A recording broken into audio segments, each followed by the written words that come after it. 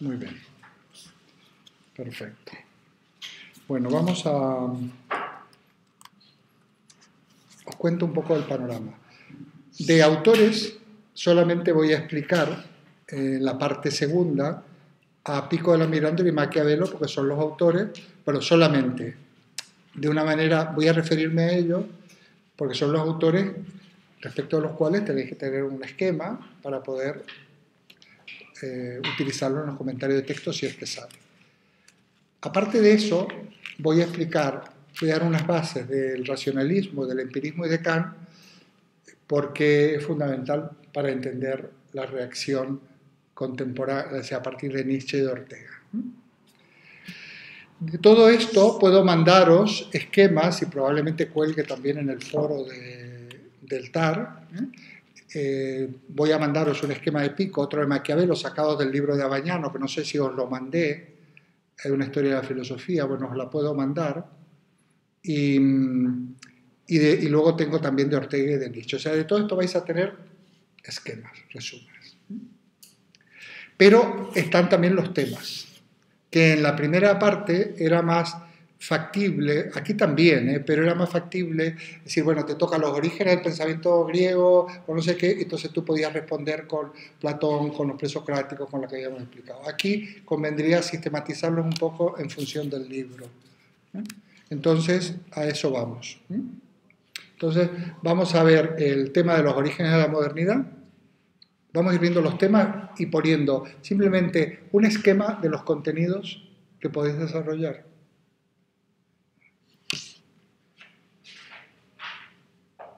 Digamos que lo que se restaura, y me estoy ateniendo al libro, o sea, con lo cual nos va a venir muy bien. Yo haré los comentarios oportunos, pero me estoy ateniendo a la secuencia del libro. Digamos que lo que se restaura, ya hemos hablado del Renacimiento, de qué consiste, qué es y demás, es precisamente el orden de la razón, como pone en el libro, el orden de la razón. O sea, la filosofía griega, como sabéis, clásica, surge como el intento de investigar la física, la naturaleza, a través del logos, que es la razón. Ese logos queda de alguna manera, esa razón subordinada en el medioevo a la religión, a la teología, a la fe, y por lo tanto en el Renacimiento hay un resurgimiento de ese interés por la razón. Esa razón renacentista que se va a convertir en la razón científica. Estoy dando elementos claves, que sé que están en el libro, pero comentados de otra manera. La razón científica, o sea, surge la razón, que es en realidad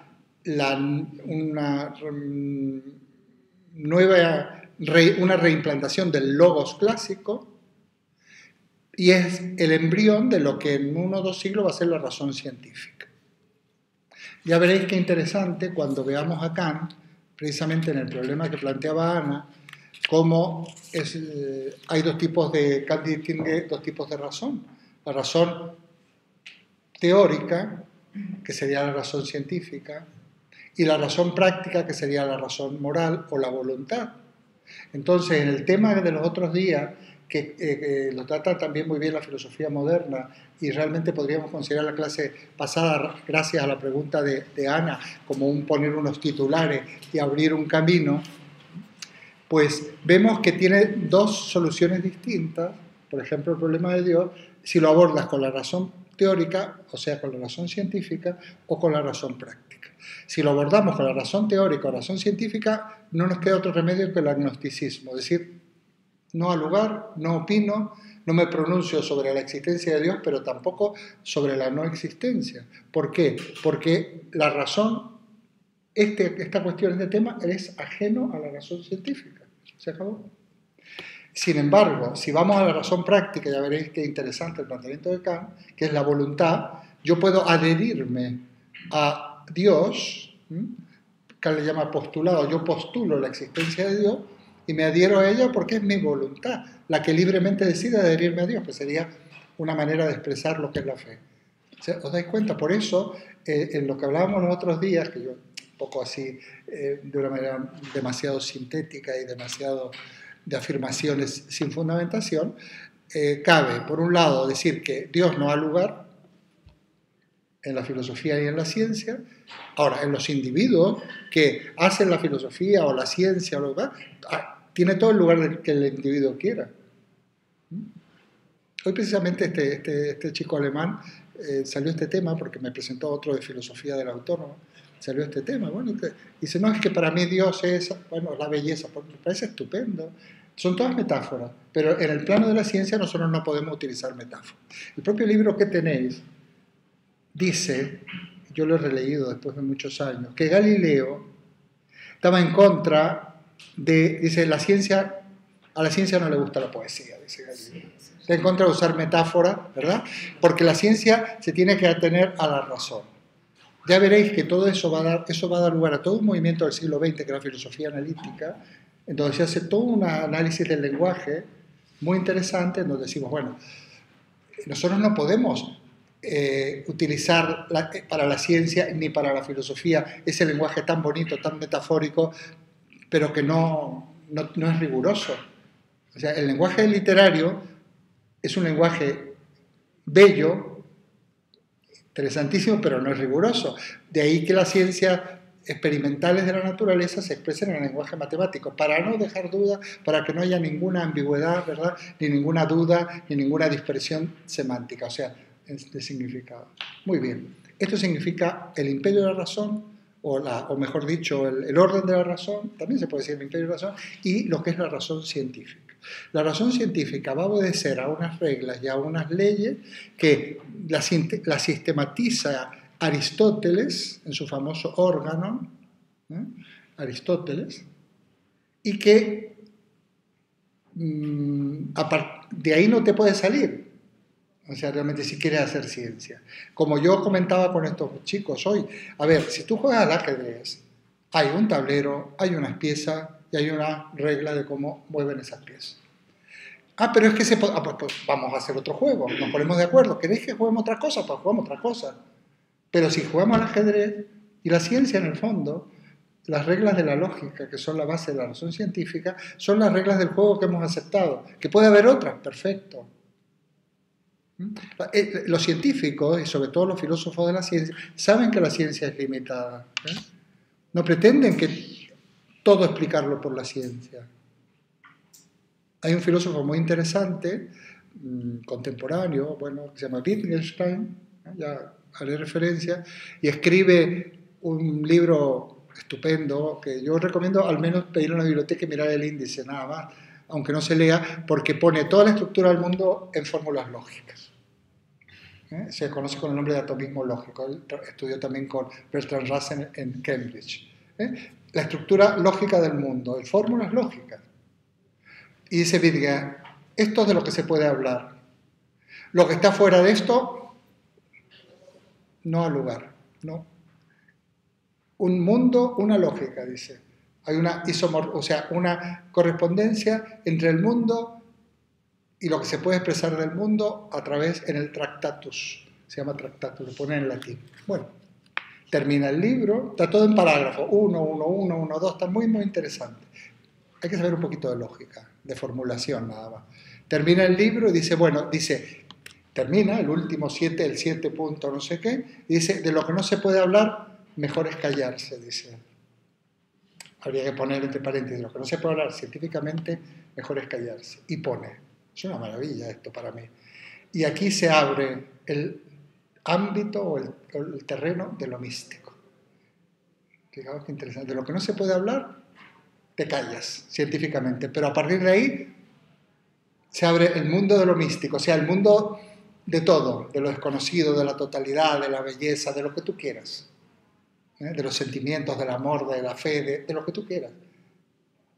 El mundo de la ciencia, de lo que se puede hablar, o sea, lo que se puede conocer científicamente, y esto estoy hablando del Renacimiento, para que entendáis mejor lo que está en el libro, que no está nada mal. Es, digamos, como la punta de un iceberg, de un iceberg. Y el resto es lo que está sumergido, de todo lo que nosotros imaginamos, toda la literatura, nuestros sentimientos, nuestros sueños, nuestros deseos, todo eso no se puede hablar. O sea, no se puede procesar, hablar científicamente de eso, pero eso no quiere decir que no tenga un sentido o que no exista o que... ¿Entendéis? Bueno, entonces es muy importante que entendáis que nosotros, todo este periodo, hasta que lleguemos a Nietzsche, estamos en la razón moderna, que es heredera de la razón clásica, del logos clásico, pero en la razón moderna, el intento de poder explicar la naturaleza y los fenómenos naturales para poder controlar la naturaleza y manipular, cambiar, ¿para qué? Porque al servicio del hombre. Ese es el humanismo renacentista, una de las facetas del humanismo renacentista, que la naturaleza puede ser transformada a nuestro servicio, que las cosas no ocurren, digamos, por designios de divinos, sino que las cosas ocurren según unas leyes que no son fijas. Ahí está si has leído el libro, toda la discusión entre los que pensaban, entre Campanella y todos estos que pensaban que había unas leyes fijas, o Giordano Bruno dice que para nada, y bueno, nosotros podemos conocer esas leyes de la naturaleza y podemos también a veces cambiar, a veces, depende, en el microcosmos, porque no vas a cambiar ahora si hay una ola de polar que ha vuelto a aparecer por los Estados Unidos. Entonces, este es el concepto de razón. Tenés que tener un parrafito, porque también se puede hacer una cosa, cuando tú has presentado eso y tú eso le puedes sacar patas y decir, bueno, y ahora esto lo amplío aquí, yo creo en un método de aprendizaje global, no en un método lineal. Fijaos, vosotros leéis y asistís acá y pilláis cosas, ¿vale? Se vuelve a abordar esas cosas desde otro pequeño ángulo, porque siempre de una perspectiva distinta, pilláis un poco más. Estoy usando apóstol también. Y cuando queréis acordar, vosotros vais rellenando eso y vais logrando una comprensión personal de los temas. Por eso las cosas hay que leerlas varias veces, porque la primera vez se entiende poco. Yo diría que ni siquiera a veces hay que entretenerse. Bueno, ¿esto qué quiere decir? Me voy al diccionario. No importa. Tú sigues adelante, vas a pillar el sentido. Y luego, si vuelves a leer, vas incorporando cosas. Es muy interesante el concepto de razón. ¿Cuál sería el objetivo de aprendizaje vital, práctico, de la filosofía en este caso? Que vosotros profundicéis en el concepto de razón, porque os viene muy bien cuando tenéis que discernir respecto tenéis un problema. Muy bien saber, bueno, aquí tengo que dar una solución racional, aquí son sentimientos, aquí son miedos, temores, preocupaciones que tienen que ver con los sentimientos, que es natural que los tengamos. Muy interesante saber cómo disciernes y de qué manera, ¿no? Porque la razón te puede decir una cosa y los sentimientos te pueden decir otra. Esto yo lo utilizo en campo. Imagínate, una chica sale con un chico y el padre o la madre o una amiga le dice, yo no sé cómo sales con ese. ¿No te das cuenta que es un chulo y que ese seguro que es un maltratador? Ya verás. Fíjate, además es un vago y además bebe y además... Entonces, eso es la razón.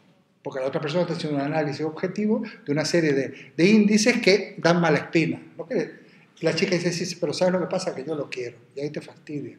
Porque resulta que es, digamos, y es así. Es tremendo. Es como decir, sabemos racionalmente que fumar es pésimo, yo no fumo ya, y sin embargo fumamos.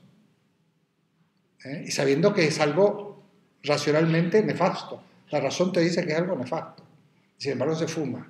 Entonces, es para que veáis cómo a veces es importante por lo menos desarrollar o profundizar en ciertas facultades, para mejorar nuestra calidad de vida. Muy bien. Concepto de razón. Entonces, vamos haciendo como una lista. Razón moderna, la restauración del logos clásico y el anticipo o la fundamentación de lo que va a ser la razón científica. Galileo, todo esto que ya veremos. Segundo paso, una nueva imagen del mundo. Voy siguiendo el decurso del libro. Ajá, muy bien. Ya sabéis que yo esto lo he obviado hoy, lo voy a obviar porque ya hemos hablado, ha habido una serie de elementos, de acontecimientos, de situaciones, inventos, descubrimientos, exploraciones y demás, que nos descoloca o descoloca al hombre del Renacimiento y la imagen del mundo cambia. De ser el ombligo del mundo, que decía yo en una clase, a de repente estar ahí y ser unos seres marginales, prescindibles, que no somos necesarios para nada. Bueno, Cuando decía Pascal, ¿qué soy yo sino una caña suspendida en el vacío infinito? Este es un poco el sentimiento de un hombre de principios de la modernidad. Bueno, ese sentido de desprotección al mismo tiempo trae aparejado un sentirnos más libres. Sentirnos, porque claro, la protección de un Estado, de un sistema, de la familia, de un trabajo seguro, de qué sé yo qué, de un barrio seguro, en los países donde hay delincuencia, que vives en una especie de urbanización, donde hay guardias armados en la puerta, toda esa protección te resta libertad. Entonces, la intemperie es un reto que tú tienes que resolverla para abrigarte, para cubrirte, pero la sensación de libertad que se tiene en la intemperie es impresionante. Entonces, esa nueva imagen del mundo tiene que ver con, por ejemplo, la fractura, la ruptura de toda una estructura que nos protegía, que de alguna manera nos daba cobijo y de alguna manera nos aseguraba un sustento material mínimo y espiritual muy, muy grande en cuanto a promesa, pero que sin embargo no nos dejaba ser libres. Y la peor falta de libertad no es la falta de libertad coactiva externa, de que yo te cojo y te pongo una pistola en el pecho o te meto entre rejas. La peor falta de libertad es cuando nos inyectan, podríamos decir introyectar un término que se usa a veces en filosofía, el miedo en el cuerpo y nuestros propios temores, nuestras propias represiones en nosotros mismos. Entonces, si no te liberas de ese tirano interior que tienes, eso que Freud llamaba el superyo, superego, puesto por una sociedad, sentimientos de culpa, prejuicios, miedo, ahora el miedo en un trabajo que cada vez te pagan menos, tienes que trabajar más y si quieres tienes que ser muy modosito y muy dócil, y la gente que está trabajando y que está por perderlo o los que se ha quedado sin trabajo, en fin, es capaz ya de coger cualquier cosa por miedo, bueno, y por necesidad, ¿no? Bueno, la libertad muchas veces, la mejor manera de dominar es metérsela adentro a la gente. Entonces no los tienes que... Hay unas parábolas muy interesantes de ahí, por ahí en algunos escritores, ¿no?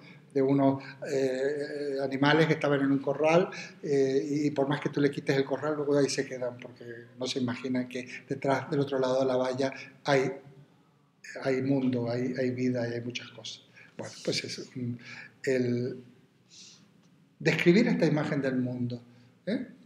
Los que les gusta escribir ni siquiera tienen que hacer un resumen completo. Al que le gusta escribir y una tarde se sienta o una noche o una mañana inspirado, me escribe un párrafo y me lo entrega. Y somos interlocutores. Yo creo mucho en la creación. Mire, me he presentado a un alumno, es verdad que del curso al lado, pero no tiene nada que ver. Es una maravilla, ¿eh? Una maravilla. Vas, lo podría usar ahora mismo para dar la clase a vosotros. Una maravilla. ¿No? Comentario de texto. Maravilloso.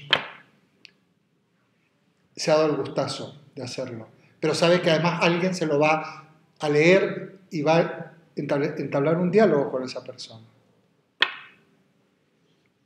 Bueno, dentro de esa imagen del mundo que vosotros podéis describir, que yo digo que es importante establecer analogías con el presente porque nos pasa algo parecido. No tengo tiempo de demostrarlo, no lo puedo demostrar científicamente, pero podría demostrar con ejemplos.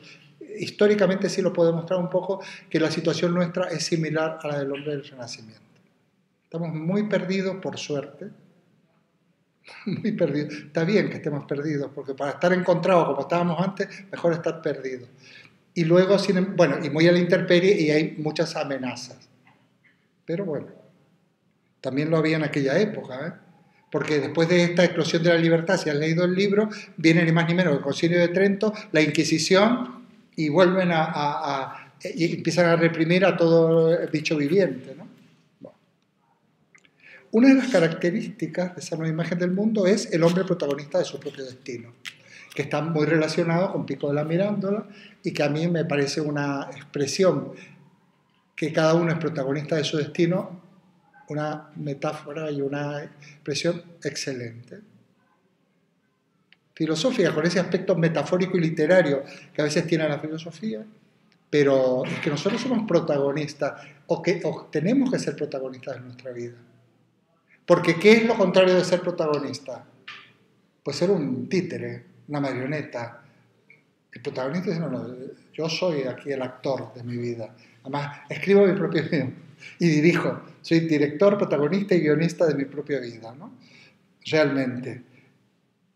Es una invitación y un llamado muy interesante, ¿verdad? Que no podemos renunciar a ello. Vamos, todos los que estamos aquí, a ver, faltaría más. O no queremos ser actores de nuestra vida y vivirla a fondo y saber que estamos vivos y sentirnos vivos y vivir las circunstancias cada uno desde su propia perspectiva o de su propia... Y esto no se acaba nunca, os lo aviso, ¿eh? Yo tengo muchísimos años más que vosotros y no se acaba nunca, ¿eh? Nunca. Nunca puedes decir en la vida, aquí he llegado, ya estoy hecho, aquí... No, nunca, jamás. Siempre estamos en un continuo proceso. Y además hay que tener la capacidad de ser autocrítico e ir cambiando según el curso de los acontecimientos. Es otro elemento. Proceso de secularización. Voy siguiendo lo del libro, porque ahora lo leéis y ya veréis cómo suena mucho más. Y con que lo leáis un par de veces ya lo super sabéis, ¿eh? ¿Qué quiere decir? Esto es muy sencillo. El proceso de secularización significa... ¿Qué quiere decir el término? Aquí sí tenemos que ser... simplemente lo que estoy aclarando es un término. Pensamiento secular es lo contrario del pensamiento religioso, ¿no? Viene de la palabra século, que quiere decir siglo.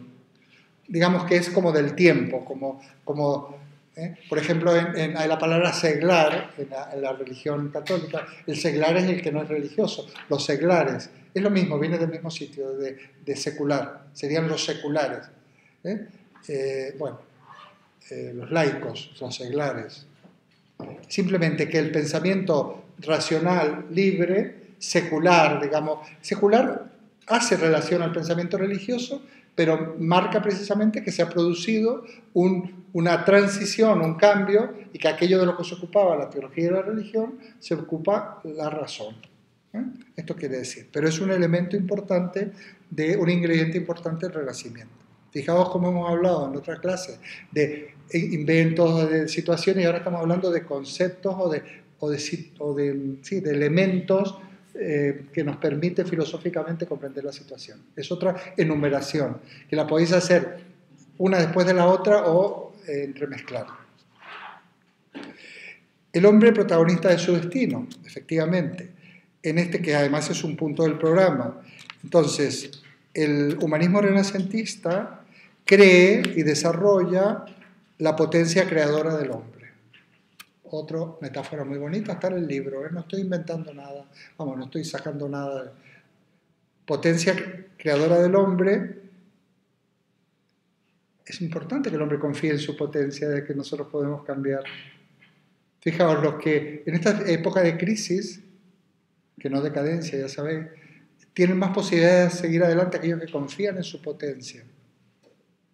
Es muy importante la autoestima y el fortalecer la propia capacidad. Y decir, yo voy a salir adelante. Ahora, a lo mejor para salir adelante hay que cambiar cosas, ¿eh? Hay que cambiar cosas. Eso también se podrá hablar en algún momento. Se puede salir adelante, pero hay que tener imaginación y cambiar cosas. Y probablemente de una manera práctica e interesante, no de una manera suicida, ir por caminos más marginales de este sistema que se hunde. De paso, si se hunde el sistema del todo, como estamos en otro camino, no nos hundimos con él. Pero sí que tenemos que, el que no se endeudó, que ya no se endeude, el que no hizo, ya que no lo haga, etcétera, etcétera. Hoy en día se puede vivir, hombre, si quieres vivir al lado de papá y mamá o con papá y mamá, tu problema, pero hoy en día, el otro día estaba en idealista.com y hay alquileres estupendos en los pueblos de 180 euros. Y eso se consigue hasta limpiando en un semáforo parabrisas de un coche. Es una manera de hablar. Pero quiere decir que tú te puedes montar, o un grupo de amigos, en fin, hay muchas maneras, hay muchas maneras. Pero eso no son soluciones. No digo que sean la salida, pero quiero decir que hay unas salidas generales, y otras. Hoy no he podido estar en casa, no he escuchado a nuestro líder, a Mariano Rajoy, en el Estado de la Nación. No lo he escuchado. Pero vamos a ver.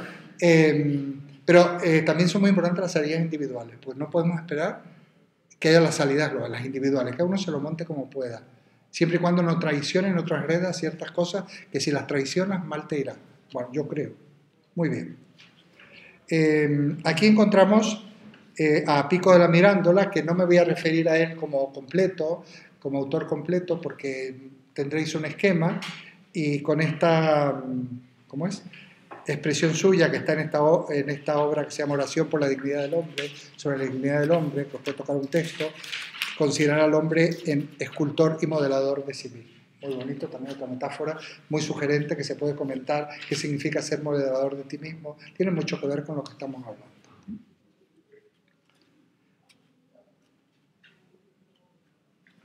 Hay un poema de Amado Nervo, no sé si lo conocéis, que resume todo esto y estamos hablando del siglo XX. Muy cerca de mi ocaso, yo te bendigo vida, porque nunca me diste mi esperanza fallida, ni trabajos injustos, ni pena inmerecida, porque veo al final de mi rudo camino que yo fui el arquitecto de mi propio destino. Que si extraje la hiel o la miel de las cosas, fue porque en ellas puse hiel o mieles sabrosas. Cuando planté rosales, coseché siempre rosas. Muy cierto, mis lozanías va a seguir el invierno, mas tú no me dijiste, algo así, que mayo fuese eterno. Allí sin duda larga las noches de mis penas, y sin embargo tuve algunas santamente serenas. Amé, fijaos, fui amado, el sol acarició mi faz, vida, nada me debes, vida, estamos en paz. El que pueda escribir esto al final, en sus épocas otoñales de la vida, es que ha pillado el rumbo. Amado Nervo, poeta mexicano. Se llama Nervo. Nervo, Amado Nervo, este poema se llama En Paz. Te metes en Google y te lo bajas. Una maravilla. En Paz se llama. Entonces, somos el arquitecto de nuestro propio destino.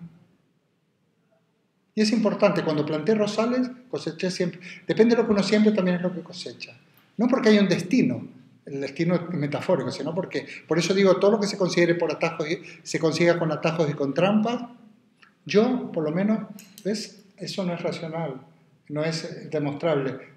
Yo creo en eso, yo soy optimista, pero también creo que el que hace las cosas bien muere feliz, y el que hace trampas y fastidia, el infierno, como diría Sartre, está en este mundo, y su etapa final de su vida debe ser terrible. Quizás porque ni siquiera tiene conciencia, pero tampoco tiene amor, ni tiene la plenitud que te da el haber, no sé, la satisfacción, ¿no? De decir, bueno, yo por lo menos voluntariamente no he fastigado a nadie.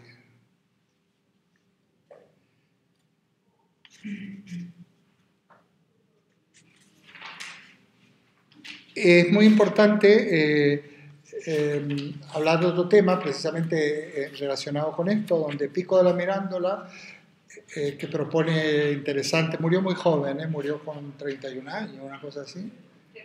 Sí, pues es un autor que yo no, es un autor menor, pero sin embargo es muy emblemático, ¿no? Y hay, por ejemplo, a Moisés le gusta mucho. Yo, no hay casi nada que estudiar de él, es un poco, pero bueno, como lo ha puesto, el año que viene lo quita ya y pone a descarte. Yo creo que es mejor, pero bueno. Él habla de, precisamente, estaría contra el determinismo astrológico, porque en aquella época, es la época de la magia, que es muy interesante la magia en la historia de la ciencia, pero considera que las leyes naturales están regidas, son fijas y entonces son un poco, es los astros lo que dirige todo, ¿no? Entonces, luego ya sabéis que cuando ya entramos en la ciencia moderna, la astrología se reemplaza por la astronomía, ¿no? Así como la química sustituye a la alquimia y tal, ¿no? Se podría considerar a Pico de la Mirandola como uno de los protagonistas de esto que se podría llamar la revolución antropológica, según el libro de Moisés. No olvidando que existen varios momentos en la historia del pensamiento filosófico, y esta sería una etapa antropocéntrica. digamos, diferenciándose de la etapa teocéntrica medieval o de la cosmocéntrica de los primeros siglos de la filosofía clásica.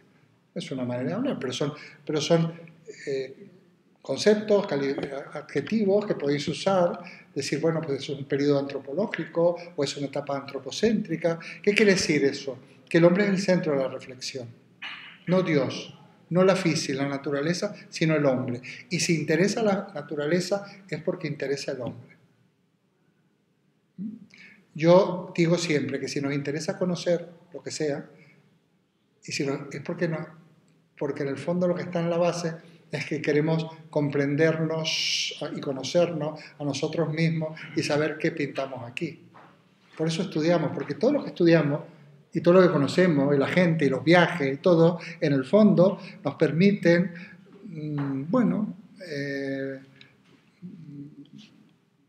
nos permiten conocernos a nosotros mismos. Viajar, por ejemplo, es muy interesante, porque relativizamos cosas. Porque la gran tarea que tenemos es conocernos a nosotros mismos. De alguna manera, adueñarnos de nosotros mismos. ¿Cómo sería la palabra? Hacernos empatronar, no sé cómo sería la palabra. Empadronarci de los italianos. A veces me salen en italiano las cosas. Hacernos dueños de nosotros mismos. Pero para hacernos dueños nos tenemos que conocer. Porque si nos conocemos, podemos mejorar la puntería. Nada más, mejorar, pero ya es importante, porque sabemos podemos tener una previsión de por dónde tenemos que caminar según cómo somos para alcanzar algunas cotas de felicidad, que es lo único posible. Muy bien.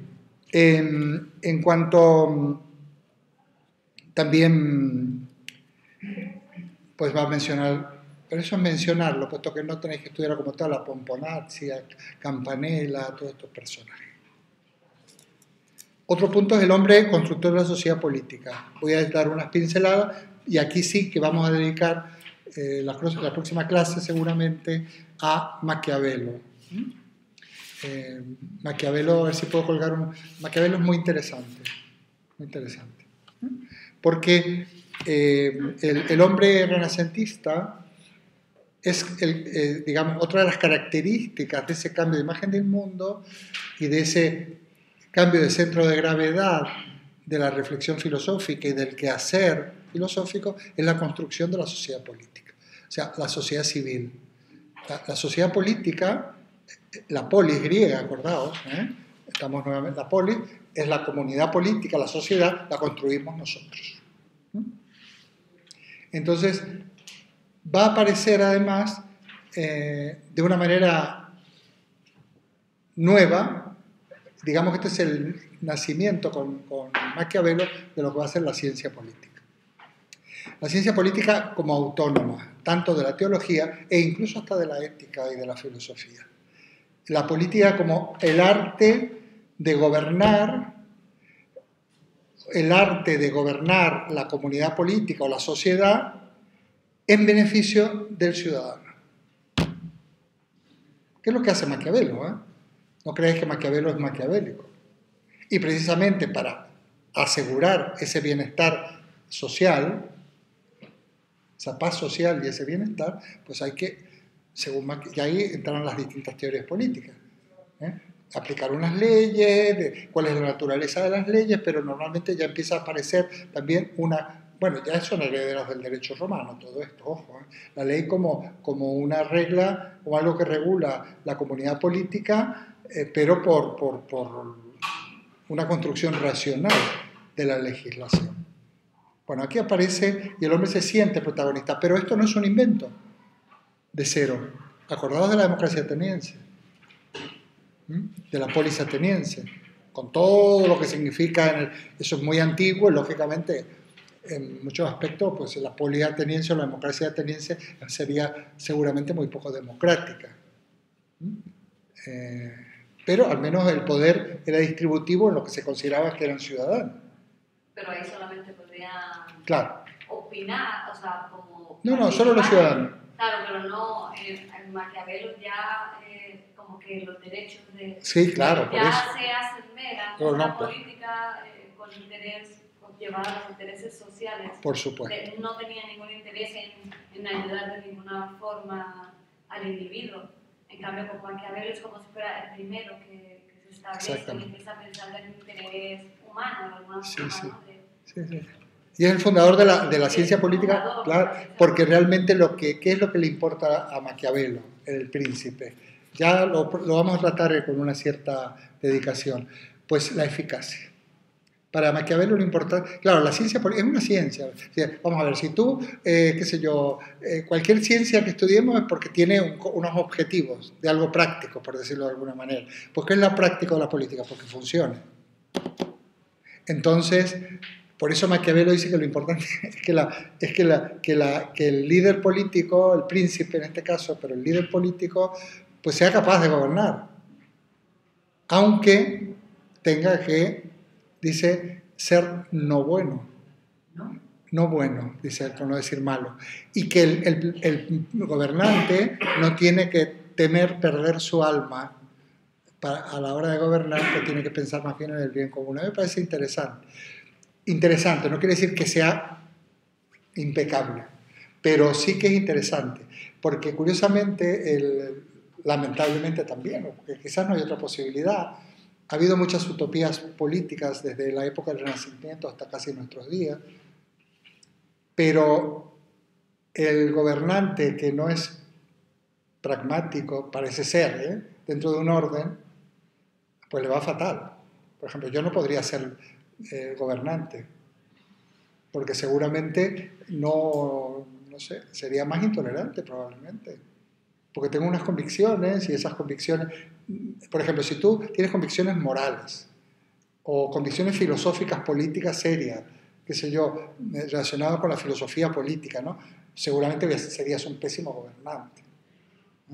Y en cambio el gobernante, digamos, pésimo gobernante dentro de un orden, ojo, pero el eficaz va a tener que tener mucha mano izquierda. Bueno, eso es un poco Maquiavelo, pero fundamentalmente lo que le interesa, la diferencia que hay entre un Maquiavelo que no es maquiavélico de los políticos, es que, por ejemplo, Maquiavelo no aceptaría para nada la corrupción. O sea, el gobernante tiene que perder su alma, pero para gobernar. Me imagino que tendrá que tener soplones, fondos reservados, gente que vaya y te dé una paliza, sino ese tipo de cosas sí, pero no robar y tener cuentas en Suiza para beneficio personal. Eso no lo aceptaría Maquiavelo. Porque en el fondo es un arma de doble filo. Luego se vuelve contra el propio político y contra la propia comunidad política. Y si no, basta ver las consecuencias. Muy bien. Es importante recordar que es la época de las grandes utopías que surgen en el Renacimiento.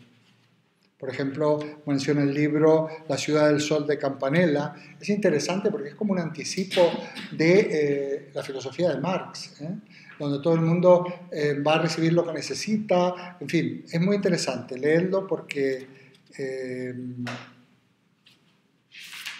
digo el párrafo si queréis, los pensadores utópicos del Renacimiento sostuvieron que era posible un modelo de estructura social distinto, formado por seres libres e iguales. Esto es Campanella, donde lo más útil para la comunidad fuese al mismo tiempo lo más grato para el individuo. Maravilloso.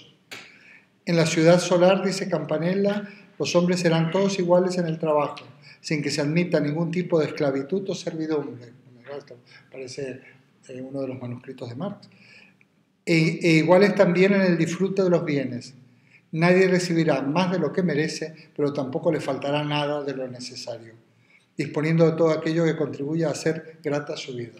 Eso no es una maravilla. Es a cada uno según sus necesidades y de cada uno según sus posibilidades, que es el lema de la sociedad comunista, que nunca se llegó a implantar, porque nos quedamos en la etapa de la dictadura del proletariado, en los países donde se implanta la teoría política de Marx, ¿no?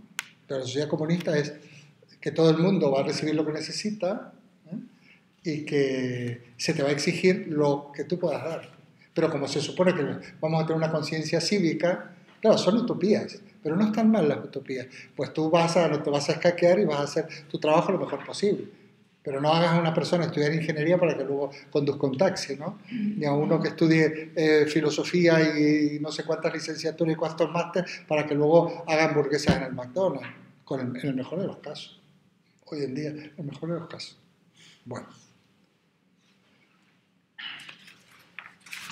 De Maquiavelo hablaremos. Una cuestión muy importante,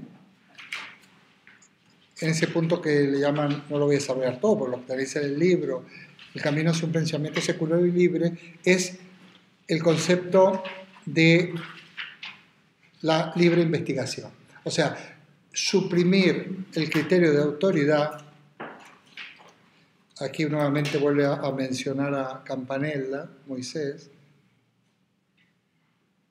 Moisés le gusta todo esto porque él estuvo en Italia y hizo su tesis doctoral sobre esta época cuando era joven. A él le gustan estos temas. ¿Quién? A Moisés González le gustan estos temas porque él estuvo en Italia y hizo su tesis sobre estos temas, por eso le gusta. Es muy interesante. Entonces, en el medioevo primaba el principio de autoridad como razón, para fundamentar, eso como comprenderéis, está contra la racionalidad, ¿no? Y el principio de autoridad se veía en dos vertientes. Por un lado, estaba la autoridad religiosa, de la teología, pero en temas relacionados con la ciencia y la filosofía, sobre todo en la época de Santo Tomás, pero en otra era los filósofos, sobre todo Aristóteles para Santo Tomás. Cuando Santo Tomás quiere dejar la cosa clara y sentada, decía, como dice el filósofo, y el filósofo siempre Aristóteles. Muy bien, aquí rechazan el principio de autoridad, nosotros tenemos que rechazar el principio de autoridad. Ya desde vamos a decir, desde Campanella y desde el Renacimiento, el principio de autoridad no es suficiente. Puede ser ayudar o servir que ciertos autores trataron ciertas cosas o opinaron, nos abre el camino. Tú misma decías, bueno, pero que hay unos autores que han hablado, bueno, pues estabas apelando de una manera moderada y además totalmente aceptable a lo que podría ser, bueno, estos filósofos de una cierta envergadura que merecen un respeto, pues dicen estas cosas y a mí esto me ayuda, perfecto, eso es una cosa. El principio de autoridad es decir, porque lo dijo tal o porque está en las escrituras, lógicamente restringe la libertad de pensamiento y la libertad de investigación, que es precisamente también lo que se instaura, lo que hace aparición y lo que se consolida o se empieza a consolidar a partir del Renacimiento, la libertad de investigación, que por una parte va a ser sumamente coartada pocos años después, después del Concilio de Trento y por la actuación del Tribunal de la Inquisición. El propio Galileo, que ya estamos en el siglo XVII, ya no es Renacimiento. Aquí no, en el libro se habla poco de Renacimiento, se habla de orígenes de la modernidad, y entonces sí podemos considerar que están en los orígenes de la modernidad Galileo, aunque también hemos dicho que son términos puramente laxos. Y Galileo tiene que abjurar, cosa que no hizo Sócrates, y asumió su condena a muerte. Tuvo que abjurar de su ciencia, de su filosofía, o sea, renunciar a ella, desdecirse, y con eso salvó la vida. Es muy duro eso. Pero él abjuró, lo obligaron. Es terrible. Pues esto es, y la traba que se ponía hasta el día de hoy, y en siglos después de Galileo, el XVII, el XVIII, el siglo XX, siempre ha habido muchos frenos a la investigación científica por prejuicios. A ver, Darwin, ¿cuánto se tarda en aceptar las bases que pone Darwin? Y hoy en día ya sabéis que hay mucha gente, sobre todo en Estados Unidos, que no acepta el creacionismo, lo proponen como una postura científica y no aceptan la teoría de la evolución. No la aceptan directamente. Entonces, bueno.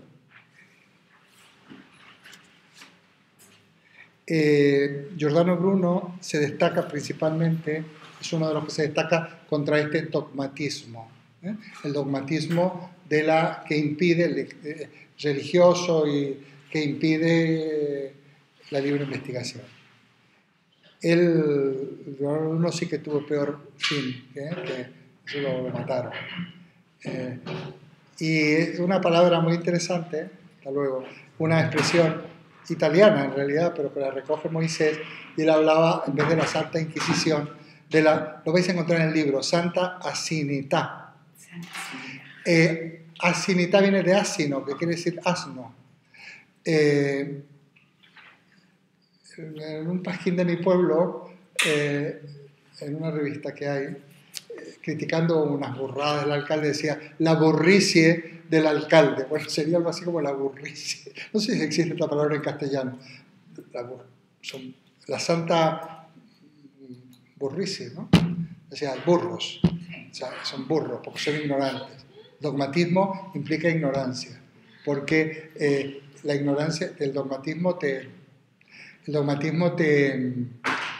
temor, en el fondo es ignorancia. Entonces te aferras a una doctrina pues tienes miedo a lo nuevo, ¿no?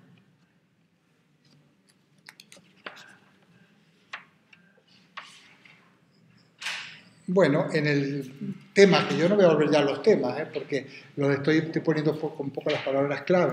Esta lectura es muy amena y se entiende muy bien, ¿verdad, Ana? Bueno, ese punto que es la realización del mundo humano, el amor a la vida, aquí hay cosas muy interesantes también. Aquí se habla del descubrimiento del cuerpo. Del cuerpo. A ver, el cuerpo siempre en ciertas épocas, pero esto no es tanto, yo no estoy tan de acuerdo con que sea solo en la Edad Media, también en la Antigüedad clásica. Como se potencia el alma, en esa concepción del hombre como alma y cuerpo, se potencia el alma y el cuerpo siempre lleva la peor parte, como si fuera algo malo, también se lo relaciona con el pecado. Más que con el pecado, incluso la santidad está relacionada con digamos, los tormentos, todas estas ¿cómo es? Flagelaciones y silicios y todas estas cosas que se ponen, ¿no? Para hacer sufrir la carne, y se creía que con eso se purificaba el espíritu. Bueno, esto es un disparate, yo creo que es enfermizo y patológico, pero no soy el único que lo digo, porque los humanistas del Renacimiento están contra esa demonización del cuerpo y reivindican el placer, el culto de la belleza, pero también el placer del cuerpo y el placer de la naturaleza. Vosotros podéis ver perfectamente en la pintura del Renacimiento, es muy interesante ver los coloridos, la importancia que tiene el paisaje exuberante, también el cuerpo humano, también podríamos decir, la sensualidad que está presente en la pintura renacentista. Y entonces pone como ejemplo el libro a Boccaccio, al Decamerón de Boccaccio, en donde en una época terrible de miseria y de pestes, en vez de flagelarse, la gente se entrega a los placeres como una manera de conjurar la muerte y el sufrimiento y vivir el presente, ¿no? La contrapartida al Decamerón de Boccaccio es una película muy famosa que se llama El Séptimo Sello, de Ingmar Bergman, de los años de la pera, de hace muchos años, en donde precisamente aparece todo este sentimiento del peso, de la culpa, de la flagelación, del vivir la tragedia hasta la muerte presente, que es la peste, ¿no? Entonces, el cambio del Decamerón de Boccaccio es los placeres, como reivindicar el cuerpo, reivindicar la naturaleza, reivindicar el placer, el disfrute, para conjurar el mal, el dolor, la miseria, la enfermedad, la muerte, ¿no? Hombre, aquí estaríamos en el epicureísmo, ¿no? Y de hecho hay una línea referida a Epicuro que es muy interesante, pero hay que reivindicar el placer epicúreo. Se nota, por ejemplo, el año pasado yo estuve viviendo unos meses en Firenze. ¿Bien? En Firenze, en Florencia, en Italia, y en la plaza donde estaba el domo, las estatuas que habían alrededor, todas ya empezaban a notarse las estatuas. Yo estaba, sí, los cuerpos bastante. Sí, cambia. Claro. Los cuerpos eran realmente, claro, de esa época, no claro. sé si... Cambia. ¿Tuviste que de paseo, de visita? No, estuve viviendo ahí 2 meses. O sea, que hablas italiano. Bueno, sí, lo entiendo. O sea, si hablas en italiano, entiendes. O sea, si tú me hablas en italiano, papito, pero yo, por ejemplo, no hablo mucho porque no lo he vuelto a practicar. Bueno, pues eso es una maravilla. ¿Viste el Museo de la Ciencia donde todo lo de los alquimistas y todo esto? Sí. ¿Lo conociste? Bueno, pues eso es lo que yo estoy contando, pues si tú has estado en Florencia, lo contextualizas muy, muy bien. Es una maravilla. Bueno, es otro... Yo sé por qué no lo he visto, porque había que hacer una fila que tenías que estar un día entero ahí en la puerta para entrar. Bueno, pues eso, ¿ves? Entonces el placer epicúreo, en el fondo, el placer que es el placer que huye del exceso, porque el exceso es precisamente, te causa malestar y displacer. Los placeres son todos estupendos, siempre y cuando no te atosigues de ellos. De comer te pones malo, de beber es fatal. Lo que tenga que ver con la sexualidad y el erotismo te pueden hartar y puede ser lo más grotesco en el fondo, porque es un placer que tiene también que ver con el cuerpo y con la belleza. Yo considero que muchas veces el límite entre lo ético o lo que debe ser o lo que conduce a la felicidad y al crecimiento de una persona es la estética. No quiero ser un elitista moral, pero hay cosas, fijaos, si tú tienes un sentido del gusto y un sentido estético, hay cosas que no haría por pura estética. Los límites, por supuesto por ética, ¿no? Pero los límites de ciertas conductas es la estética. O sea, por ejemplo, en las relaciones interpersonales, lo que tiene que ver con sexualidad, todo ese tipo de cosas, está el respeto a la libertad del otro, muchas cosas. Y hay cosas el engaño, ciertas cosas, no digamos nada, la violación, ese tipo son barbaridades. Pero el engaño también, pero hay el punto de lo estético. Entonces, el cuerpo se eleva de alguna manera, es una pura metáfora, en la belleza. Concepto clásico también. Pero belleza que no tiene por qué ser la belleza en el sentido de parecerse a tal modelo o a tal actriz o a tal actor. Es la belleza de los actos libres y placenteros, ¿no? Bueno, pues esto es muy interesante. Si tú has estado ahí, es muy, muy interesante el Renacimiento y cómo eso tiene que ver con la nueva imagen del mundo y por lo tanto con las vivencias que pudo haber tenido el hombre del Renacimiento. Nuevamente, vamos a lo nuestro. Hay placeres que son, la mayoría de los placeres, los mejores son gratis. Los mejores son gratis. Un día soleado con un invierno terrible que hemos tenido sin sol. Yo llevo aquí más de 40 años y nunca había vivido un invierno con tantos días sin sol. Me parece que en una oportunidad que estuve viviendo en Milán, que no veías el sol nunca, y ahora hemos tenido poquísimo sol. Ya no digamos, porque el frío a mí no me importa. La lluvia me fastidia, el viento sí molesta. Pero falta de sol. Hay placeres que son gratuitos, el sol, la naturaleza, la amistad, también la sexualidad, la sexualidad, por supuesto, pero tiene el límite de lo estético, de la belleza y por supuesto de la libertad. O sea, siempre tiene que ser, ¿no? Esos son gratuitos y no tiene por qué ser todo sexualidad, quiero decir, la amistad, o sea, lo que no te puedes aislar porque no tengas una pareja. La amistad es muy importante, también lo reivindicaba Epicuro. La amistad, a mi modo de ver, aparte de la naturaleza, hay unos placeres que tienen que ver con la naturaleza, con la libertad, el paisaje, el aire libre. Y el placer más importante es la amistad. Luego, por supuesto, puede ser también con la comida y otras cosas. Y no digamos nada, el comer en amistad, ¿no? La comida compartida, el concepto de ágape. La amistad es muy importante, nosotros tenemos un grupillo, yo os lo he contado, que está basado en la amistad. En donde, como yo digo en unas cosas que tengo escritas, somos todos alumnos, somos todos maestros, somos todos discípulos. este verano yo he tenido en mi casa, en la sierra, a gente vuestra del año pasado, en mi casa, pasando el día, comiendo, y algunos de ellos son buenísimos amigos, nos llevamos un montón de años, cada uno en su sitio, porque yo me comporto como una persona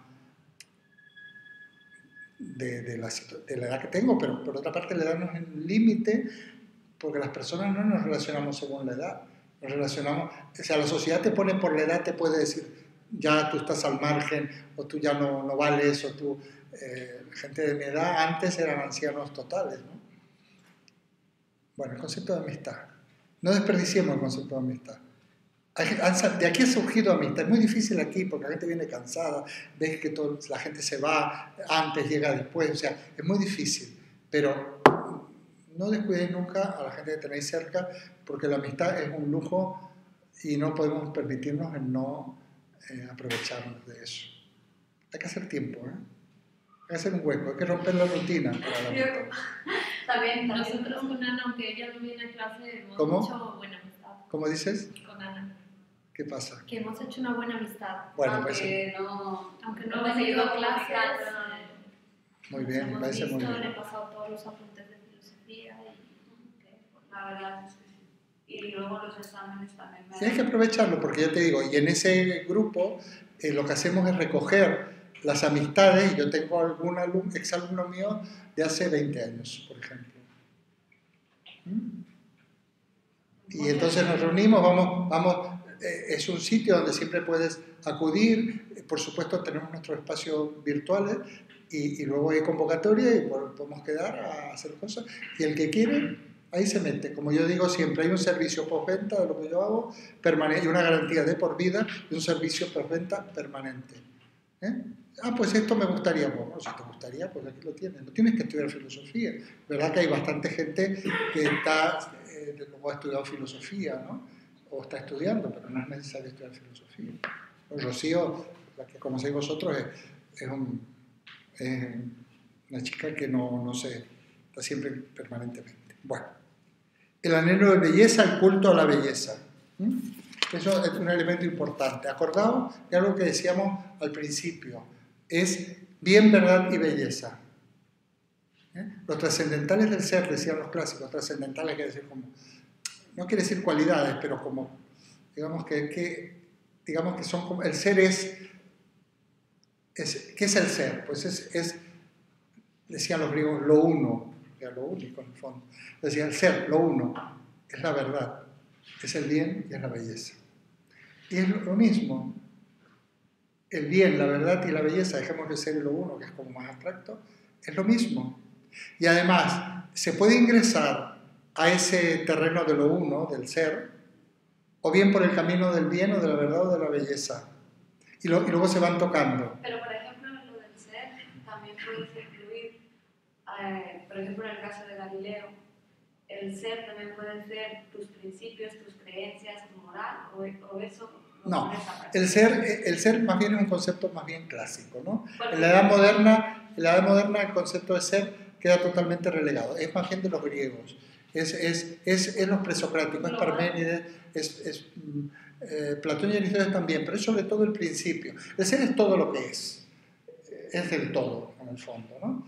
Y aquí hay una cierta relación con el pensamiento oriental, que influyó en el pensamiento occidental hace muchísimos siglos, como la totalidad. Pero eso no deja de ser abstracto. Yo también podría decir que hoy en día nadie pierde el sueño por el ser, ni por la unidad, lo uno, así como hablábamos de Dios. Pero sin embargo, si yo digo bien, verdad y belleza, aunque siguen siendo cuestiones aparentemente abstractas, pero podemos saber que hay una unidad, una correspondencia entre el bien, la verdad y la belleza, o sea, la ética, la estética y la lógica, ¿no? O sea, hay una verdad de los actos que es el bien, y el bien es algo bello, porque es armónico. Es muy interesante, Yo creo que realmente los grandes, no sé,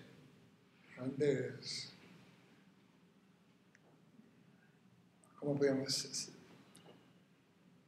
Las grandes propuestas o los grandes polos que nos atraen nuestra vida y en pos de los cuales nosotros podemos discurrir nuestra existencia es el bien, la verdad y la belleza. O sea, cada vez conocer mejor y más y mejor, de una manera muy, por otra parte, muy modesta, sin pensar que tienes el patrimonio, estás en posesión de la verdad.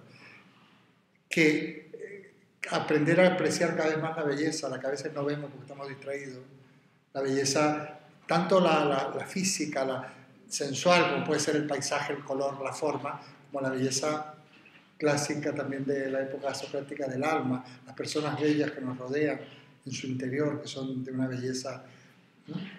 Y el bien como el bien moral, como el actuar bien, es muy interesante. Esto va a hablar también de estas cosas. Bueno, esto empieza a surgir Leonardo da Vinci es muy interesante.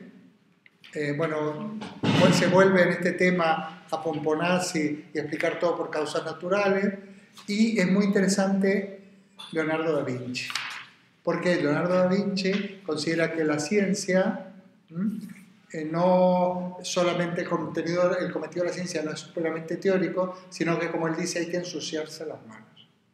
No sé si estuviste en Milán, pero en Milán, el Museo de la Ciencia de Milán tiene todas las maquetas, todos los inventos que Leonardo da Vinci dibujó, están realizadas en pequeñito, y algunas en grande, porque se le ocurrió de todo tipo de máquinas. Hay que ensuciarse. En la ciencia hay que ensuciarse las manos. O sea, la ciencia no es para conocer simplemente, es para transformar el mundo, para